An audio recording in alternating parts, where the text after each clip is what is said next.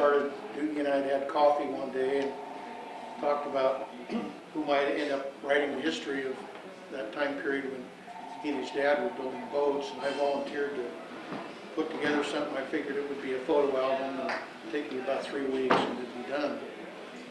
And as I got into it, it became more obvious that I had to do a better job. And so it ended up as 352 pages. Inside the book there are 280 illustrations and images. Over a 12-year period, they built 25 boats. The reason for the 2 nickels to rub together, or barely 2 nickels to rub together, is that they had very little outside financing.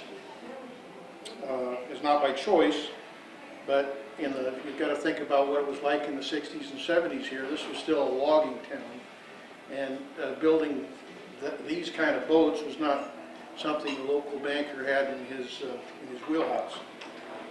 So they had no track record, really, and financial statements that they didn't have them, or they weren't very good.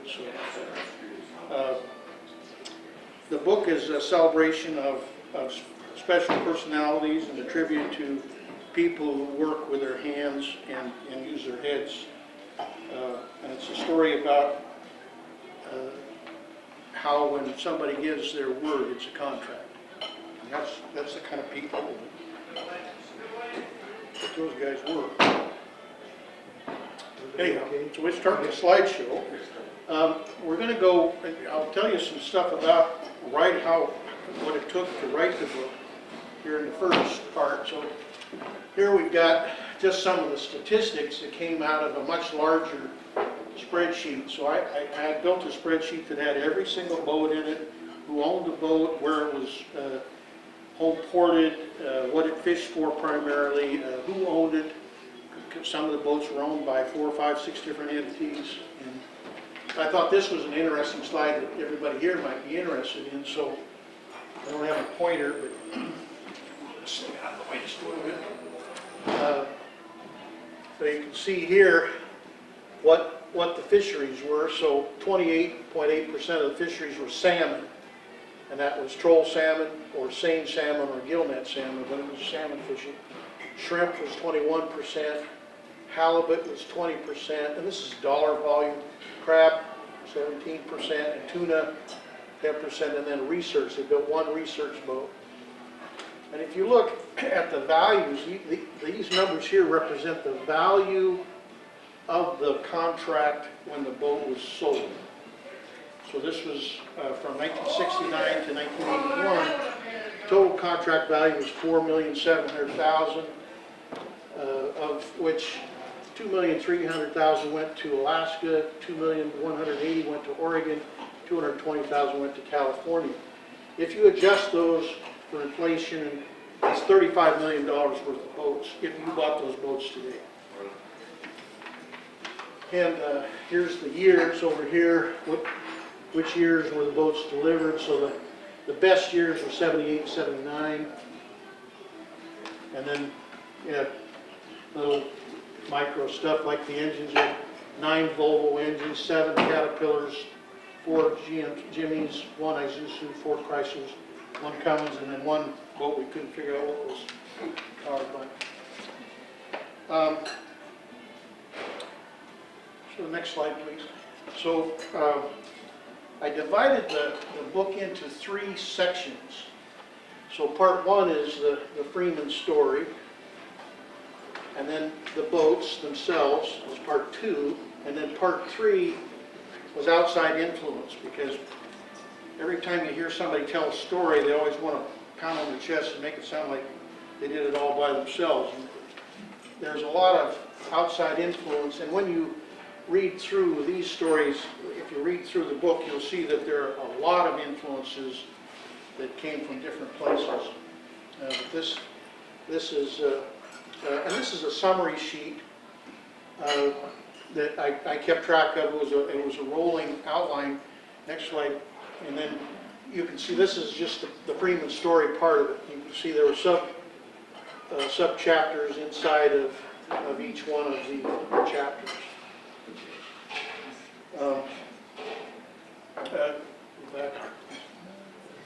So the first section, this part right here sets up the whole story, and it covers about 150 years of American history, starting in the U.S., well, starting with a young boy being abandoned on the doorstep in Virginia, and then following him through the Civil War.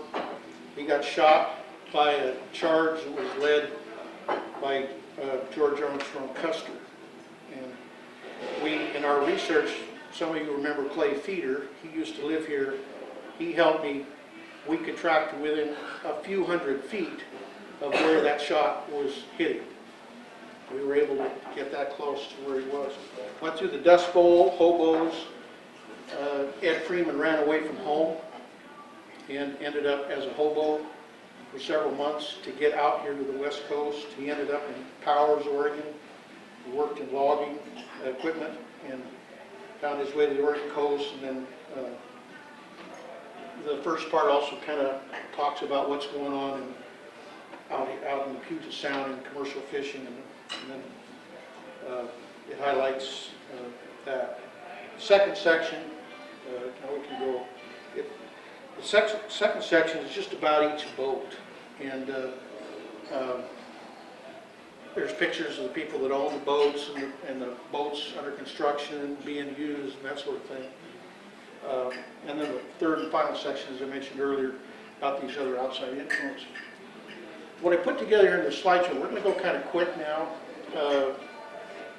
because most of these pictures didn't make it into the book, and these are pictures of the boats either under construction or being launched. And that was kind of what I thought would be very interesting, because you'll be able to see parts of Gold Beach back in those days. And to me and to others like Les and Mary who've lived here a long time, it doesn't seem that long ago. It was 50 years.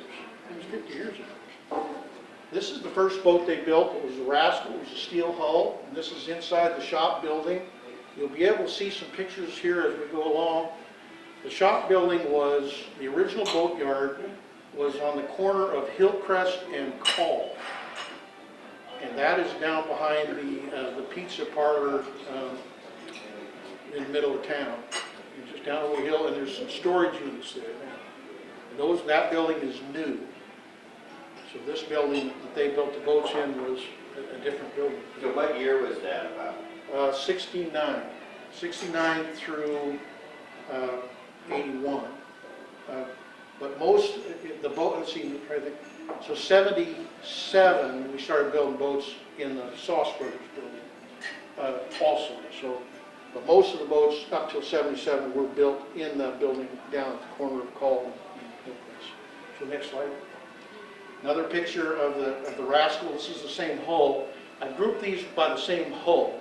So this is the Rascal after she'd been painted, and they're starting to take the end wall out of the building because the boat was too tall to go out the door. So when it was launch time, you had to take the end out of the building. Next slide. And now you can see it coming out of the building. The building that's there now is about this tall. It's a lot lower building. Next slide. And here's a picture of the Rascal after she's been pulled out. Ed Freeman had got some arch tracks. These are, you know what an arch is, it's kind of like this. It's got tracks on it, and they pull it behind the bulldozer, and they use it to lift the front end of the log so that they're not dragging the whole log on the ground. And then here's some people. Anybody know who that guy is?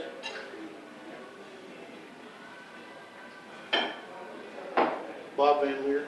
Oh my goodness. It does look like his head. You'd know it anywhere. But this was pulling it out of the shop, making the corner. This cat, this is a D8 cat. It's setting on Call Street. Down Street. Oops, sorry. Now you get to see it again. There's the cat sitting on the street. There's apartment buildings and stuff over here. As you can see, they had to make a turn. That was an open field at the time. Just came right out, went right through the field, right where those apartments are now. Made the big turn to get it out of the building. This is in the harbor before the breakwater was there. And if you know where the the Jerry's Jet parking lot is, and there's fuel tanks at the upper end of the parking lot. There used to be a boat launch there. There was a row of piling, and there were concrete slabs that were like, you know, maybe a foot thick and a couple of feet wide, maybe not even that. They sat in a row there, and then that's how the boats were launched. Next slide. And there you can see, there's your concrete slabs there. And these docks are about where the Jerry's boats park now, right here. And then you can see no breakwater. Wow. Wow, that is an interesting boat. So what's the length of the boat? That boat was 58 feet, and it was the first boat, and there's a lot of went into the, you know, which hull design are you going to use. You wanted to have a stable hull. 58 foot in Alaska, you can't use a boat for salmon fishing that's bigger than 58 feet. So they could sell this boat to Alaska for salmon fishing, and it turned out it started as a shrimp net. There's Mr. Doogie Freeman standing right there. So that boat wasn't built on commission for? This boat was built on spec. Yeah. Yeah. The first two boats were built on spec, and then after that, Could I ask what the cost was back then? I had the list earlier. I can't remember what that particular You know who boat bought was. it? Pardon? You know who ended up with it? This is the one boat I couldn't find out who ended up with it. Originally, Glenn Dexter had the garbage dump here, and he had a pet raccoon that he called the Rascal. And so he named the boat after, he bought the boat after it was finished, and that's him right there. After the boat was finished, he bought it and named it the Rascal. And he had it for a number of years and fished. The last that I could find, it was the only boat I couldn't find. And I went through Pacific Fishing Vessel Owners Association, everybody I could think of. Could not find it. Now, when a boat like that goes to Alaska, does it go out to the Rogue River mouth and take a ride and go up there, or do you have to haul it by trailer or whatever? All these boats went on their own, well, all but one of these boats left here on their own bottom. Right? What did this boat cost, what is it? Yeah. The question I was on just the been slide asked. you weren't paying attention to. Yeah. I can't tell you each individual boat. It's in a spreadsheet here, but what was your name again? Yeah, next slide, please. And here, this is an interesting slide to me. This is the boat, the same boat, Rascal. And if you notice that the boat looks funny, so there's your water line here. It's low in the bow. What's that all about? Well, the boats are all launched with they're all launched dry. That means no water, no oil, no fuel. Fuel's a big one. Once you put all that stuff in there, then you check your water line, then you put concrete in the bilge to get that water line where it's supposed to be. But you always launch them dry because that way they'll float better. What's also interesting about this picture is, here's the old Dell Road Club, and that's where the Jots tackle shop and the offices and all that are. That's that building right there. That's the senior center today. So that building was taken apart, taken up across the bridge, and given to the senior center. And this is the hotel units that are to the west of the office building. And you can see it's under construction. And an ex-Rotarian, Alan Corbin, built those. This is the next boat. This is a Sweet Pea. And you can see they've got the end out of the building. They don't even have the pilot house on the boat. It's so big. That other boat was 58. This one's 77 feet. Oh. And you can see they had to do a lot of work to get everything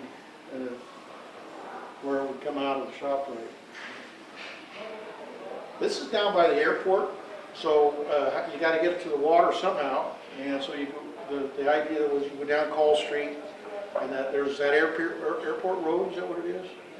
Yeah. So airport road wasn't there, and you can see out here, nothing out there. There's a plane sitting there, but there's no buildings or anything.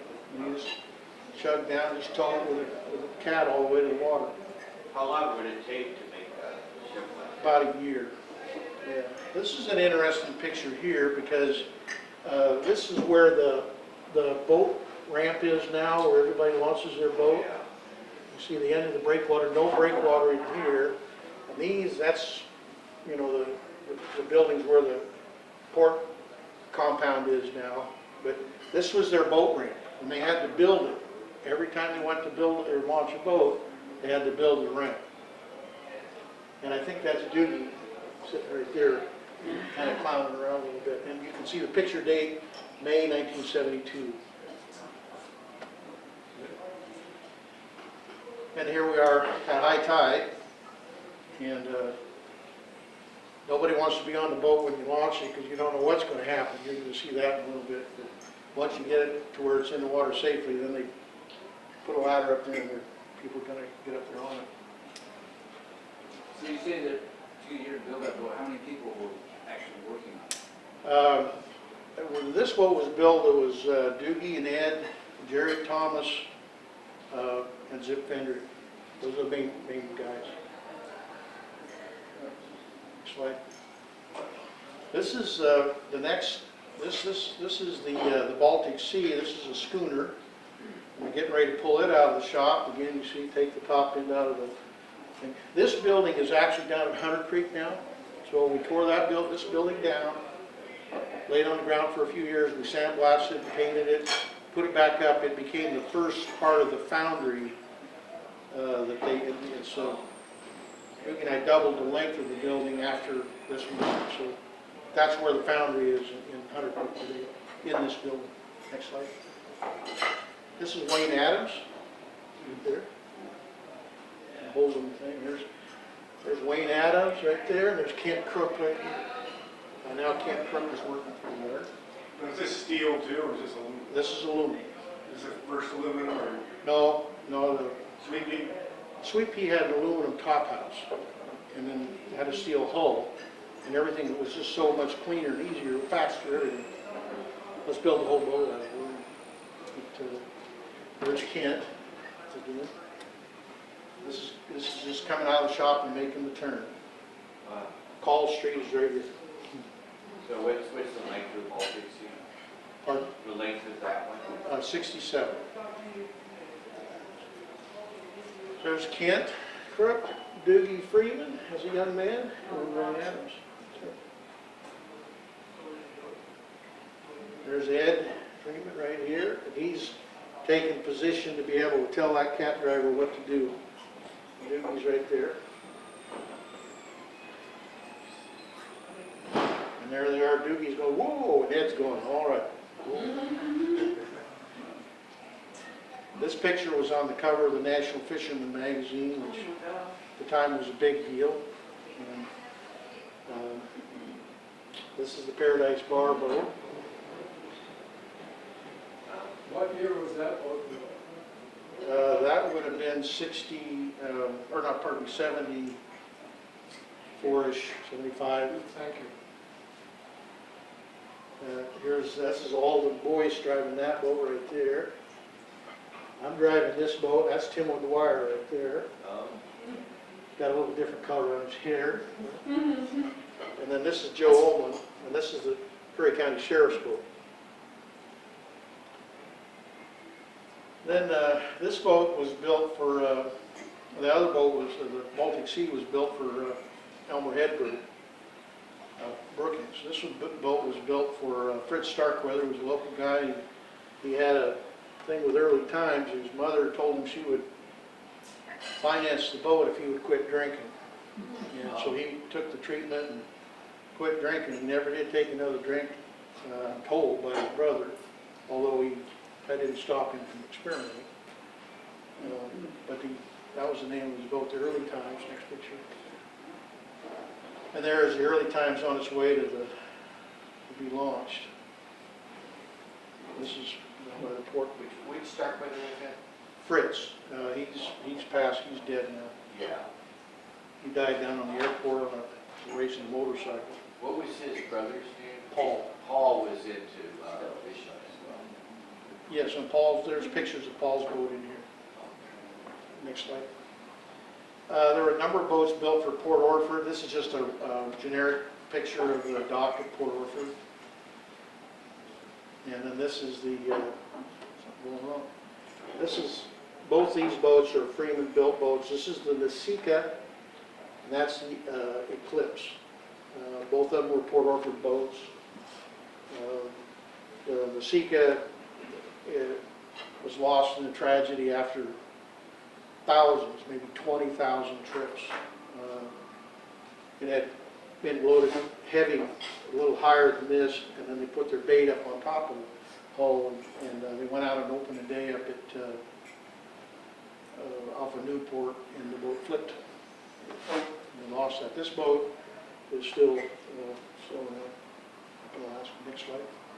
This is the Nasica here, and this was written by Michelle Longo Eder.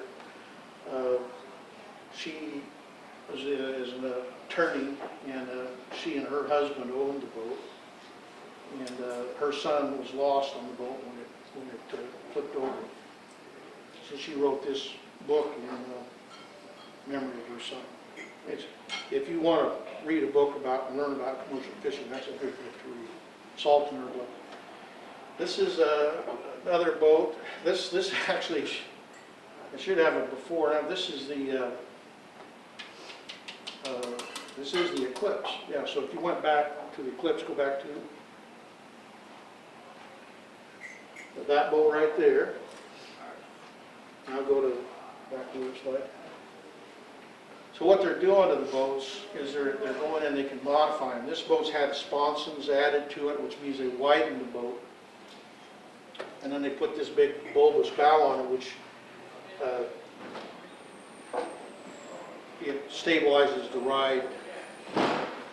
The guy that did the work loves the boat, and those of us who were involved in the first one just kind of the other way. Anyway, that's it's a very common thing to sponsor boats that are bigger than this. This isn't a big boat. This is 42 feet or something. But the big, like 100-footers are doing too. This boat is the John LeConte, and this picture was taken inside the shop of Bill Kress. It's a research boat built for the University of California at Davis. And here it is outside the shop being outfitted.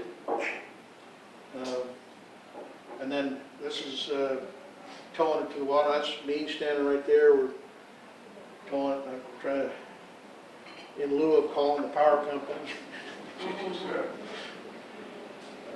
Next slide.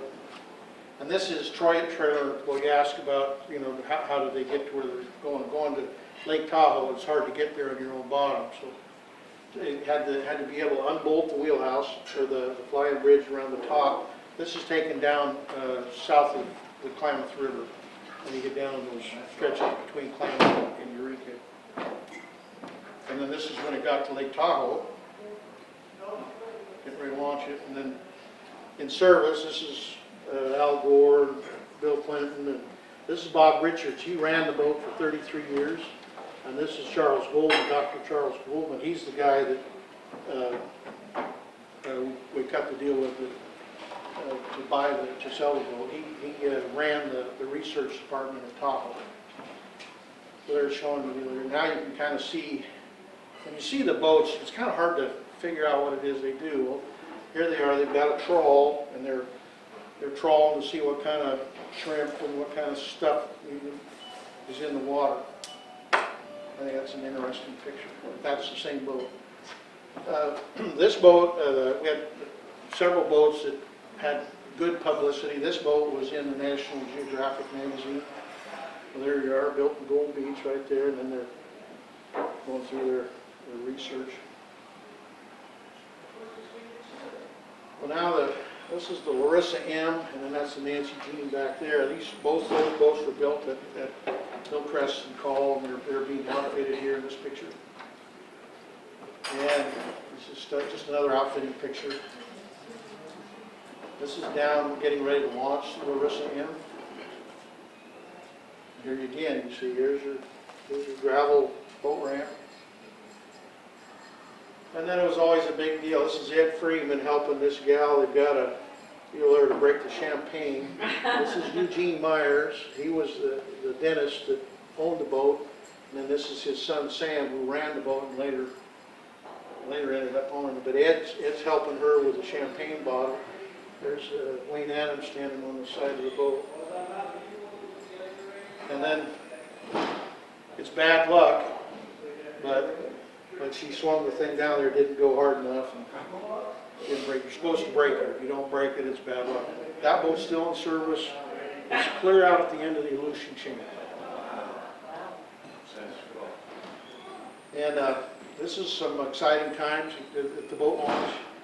But we had two boats that we had the same problem with. What happened was that the bow of the boat was up towards the front, but higher on the trailer.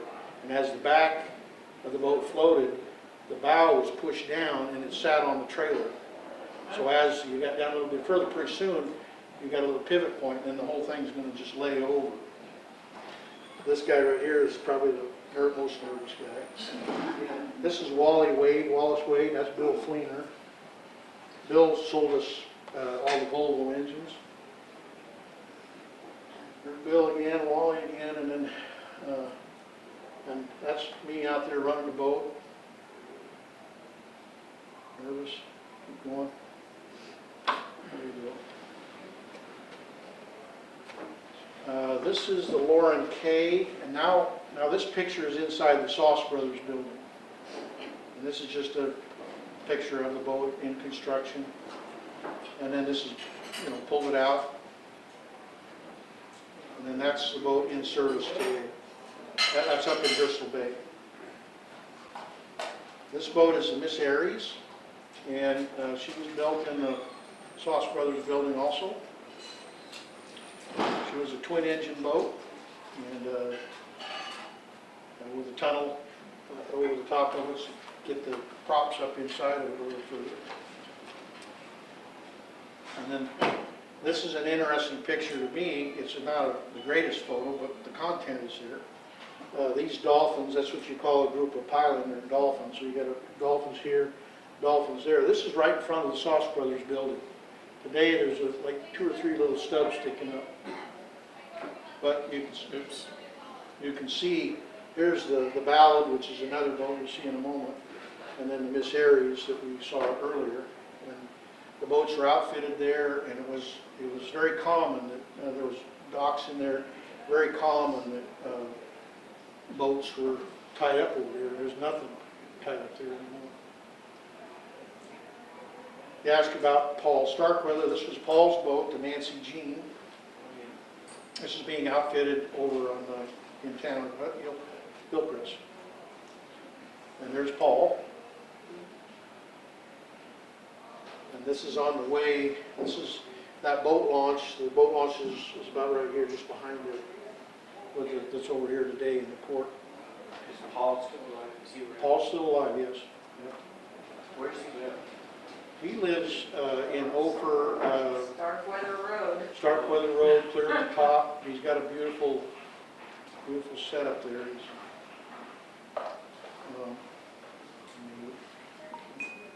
There's your boat ramp built in gravel again. Get close. It's Ed Freeman here.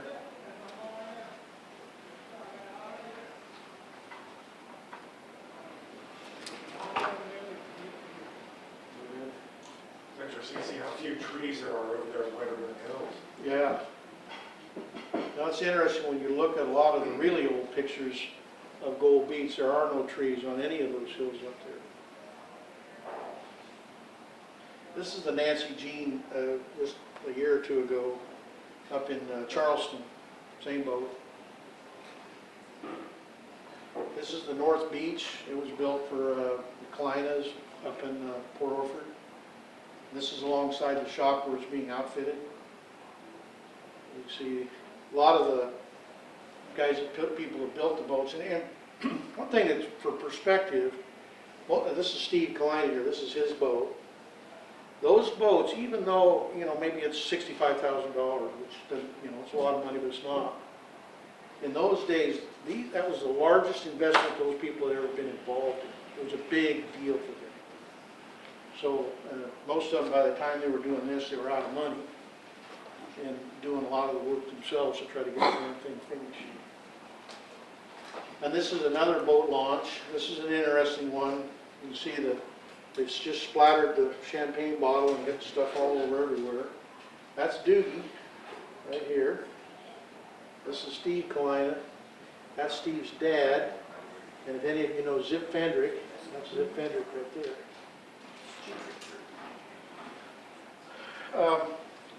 This picture I put in here so people can kind of get a flavor. A lot of the people that the boats were built for were already commercial fishermen, so they had a boat and they were moving to another, moving up, see.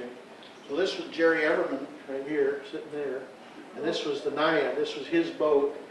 It was built in Seattle by the Leclercs, you know, a very well-respected everything. But you can see he's kind of sagging here in the back. He's got a boatload of fish. He's caught as much as that boat handled. Now he's shut down till he can unload. So he wanted a bigger boat, a faster boat, that sort of thing. Next picture. And this is what he ordered.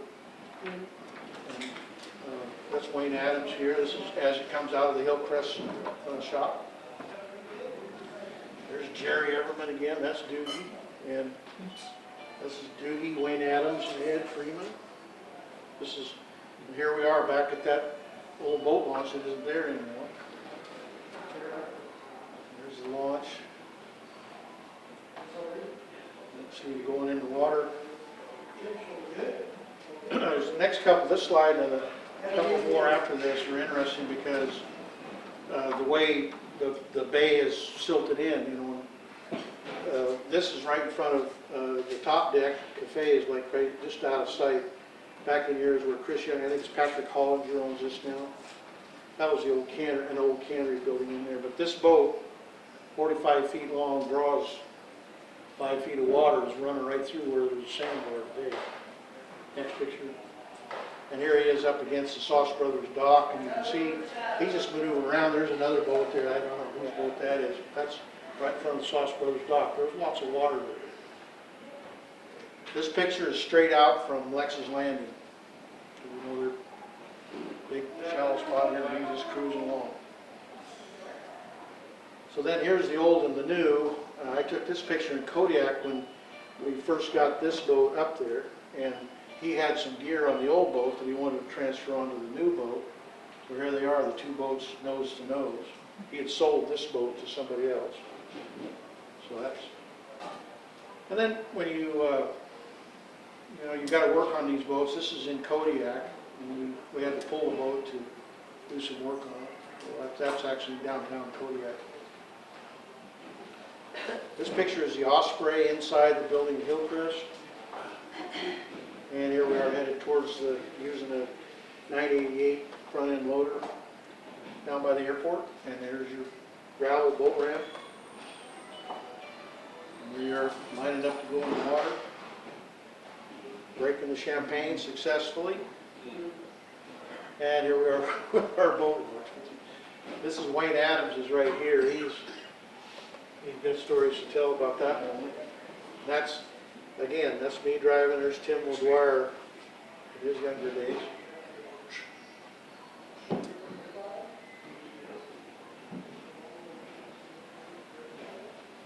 This is the Cannery Boat. When you think of the Cannery Boat, this is when it was a cannery. This is a couple of gill netters that we built for Cook Inlet. Same two boats inside the building at Hillcrest. Same two boats getting nearly finished. And then this is one of the boats up in Cook Inlet, Kenai, where the boats are based. This is the Shoshone. This is Kent Crook working on the shaft log. This is inside the Sauce Brothers building. So if you look at the building that's over here now, that's the door right there. So it's 22.5 feet from the ground to the door. So the pilot house had to be lifted at the time, brought a helicopter in, lifted the pilot house, set it on top of the deck. And there you can see using the old arch tracks.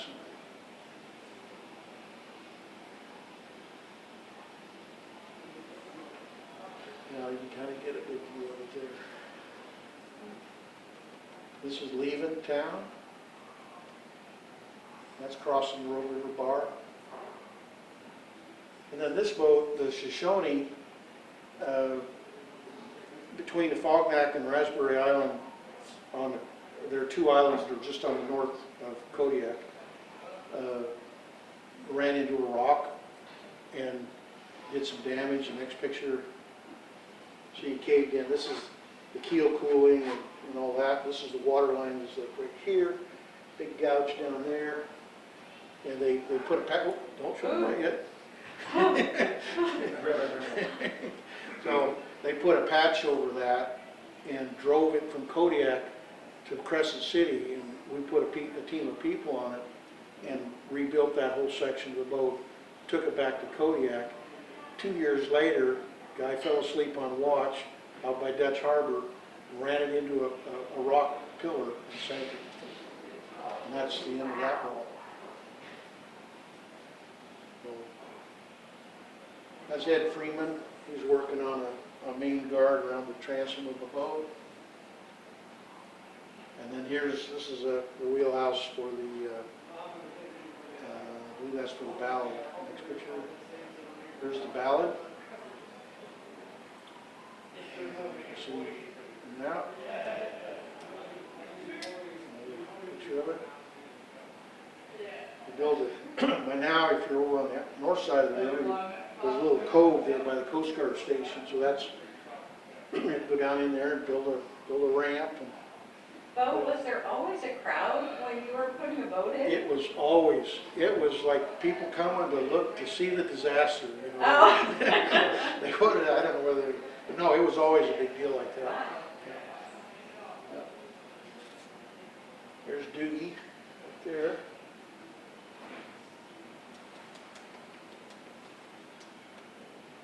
So most of these boats were built in the South Brothers building? Pardon? Most of these boats were built in the South Brothers building? These were from 77 on, And when did you move to the Hunter Creek location? 79. And you know, it was there before you guys, I don't know how long before you guys. The Hunter Creek building? Yeah. That was originally an aero factory that Yeah, was owned by largest Jones. aeroshaft factory in the world, or Cedar. Right. So this is the little cove there by the Coast Guard station. That's your friend Doogie. And here is Doogie and I went up to clam digging. This boat, and there the boat was in Astoria. Oh, wow. And I took that picture with my phone of him standing in front of it. That was 4 or 5 years ago. Maybe. This is kind of a trivia picture because Jerry likes trivia. Who are these people? There are 2 of these 4 people in this picture. At least somebody in this room knows who they are. Now, who's that? This is an all-woman boat, and they fish Kodiak. Pardon? Is it Mary, There's Mary Jacobs. Wow. Terry? That's Helen Burns. Really? Wow. Helen was probably one of the top halibut deck bosses. She ran the deck for Nick Delaney, which she showed me. It was an infamous boat. You know, there's all these men up there doing their thing, and there's all these women just going right alongside them. It was Mary's boat, and she had an all-woman crew. Next slide. So now we're to the end of the slideshow. This is a picture of my friend Jim Lapsley. He's down in South Island, New Zealand, reading his book while he's getting ready to go trout fishing. And then this is a longtime friend. This is Bruce Cole. He was the editor-publisher of the National Fisherman magazine. He lives up in Rockport, Maine, so he's sitting there on the deck reading the book. And then this is my good friend Bob Young. He's he's a Chinese, but he represents a company from Australia. High Drive is the name of the company. And he's sitting there reading the book with a New York City skylight in the background. And I think that's it. Thank you very much.